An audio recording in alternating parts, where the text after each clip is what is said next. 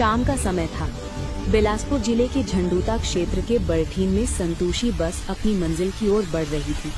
बस में बैठे यात्री हंसी मजाक में सफर का आनंद ले रहे थे। किसी को क्या पता था कि आगे क्या होने वाला है। बिलासपुर जिले के बरठीन क्षेत्र में मलारी गांव के पास भल्लू पुल के निकट एक भयानक हादसा हुआ, जहां संतोषी बस पहाड़ी के नीचे दब गई। बस पिछड़े क्षेत्र कोटधार के मरोतन से घुमारवी जा रही थी। भारी वर्षा के चलते अचानक पूरी की पूरी पहाड़ी बस के ऊपर आ गिरी। इस दुर्घटना की सूचना मिलते ही जिला प्रशासन पूरी तरह से मुस्तैद हो गया था और मौके पर पहुंचकर राहत कार्य आरंभ कर दिए थे। बताया जा रहा है कि 8 बजे तक बचाव दल ने 15 शव निकाल लिए थे, जबकि 2 बच्चियां भी सुरक्षित बाहर निकाली गई हैं।